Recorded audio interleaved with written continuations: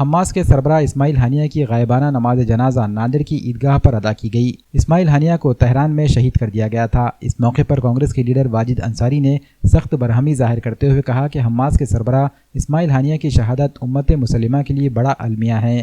انہوں نے شہید اسماعیل ہانیہ کی مغفرت اور دشمنان اسلام کو غارت کرنے کے لیے دعائیں کی۔ جیسا کہ آپ سبھی جانتے ہیں، پچھلے کئی سالوں سے میں سمجھتا ہوں کہ اجل سے ہی فلسطینی مجاہد جدوجہد کر رہے ہیں کہ قبلہ اول کی حفاظت ہو، اور ان کا حق ہے کہ ان کو اپنی زمین ملے، کیونکہ زمین کو چاہنا یہ محبت کی نشانی ہے، اور جس کے لیے اللہ نے زمین رکھی ہے یہ ان کا ہی حق ہے۔ لیکن کچھ ناپاک قدم جو وہاں پر گرے ہیں، جو اسرائیلی کے روپ میں، یہودی کے روپ میں، ان کو یہ بات سمجھ جانا چاہیے کہ اللہ نے سب کے لیے زمین رکھی ہے۔ وہ اپنی زمین کو چھوڑ کر بے گناہوں کا قتل عام کر کر، ان کو شہید کر کر، بچوں کو شہید کر کر اور خواتین کو شہید کر کر اپنی مردانگی ثابت کرتے ہیں۔ ایسے یہودی نصرانی کو سمجھ جانا چاہیے کہ اسلام وہ پودا ہے، جتنا کاٹو گے ہرا ہوگا۔ تم کاٹتے کاٹتے، شہید کرتے کرتے تھک جاؤ گے، لیکن اسلام کا کچھ بھی بال بھی بیکا نہیں ہونے والا۔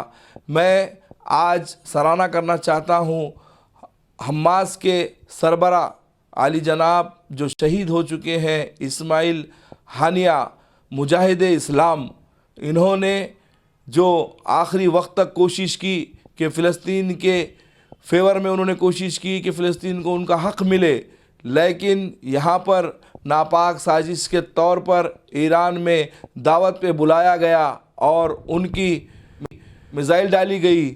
وہ تو شہید ہو گئے، کیونکہ جس کو بھی اللہ تعالیٰ نے زندگی دی ہے اس کی موت برحق ہے، لیکن شہید کا مرتبہ، اس کے خون کے قطرے زمین پہ گرنے کے پہلے اللہ اس کی مغفرت کر دیتے ہیں۔ اور کربلا سے ہم کو درس ملتا ہے، امام حسین رضی اللہ تعالیٰ عنہ اور ان کے کنبے کی جو شہادت تھی، اسی شہادت کے ساتھ میں اسلام پھلا اور پھولا ہے۔ جتنا کاٹو گے اتنا ہرا ہوگا، یہ اسلام کا نعرہ ہے۔ آج جو ناپاک کوشش فلسطین کر رہا ہے، ہم کہتے ہیں کہ سنبھل جاؤ، وہ زمانہ دور نہیں کہ تم بھی اسی طریقے سے دنیا سے رخصت ہونے والے ہو۔ رسوا ہونے سے بہتر ہے کہ کچھ اچھے کام کریں اور فلسطینیوں کا ساتھ دے۔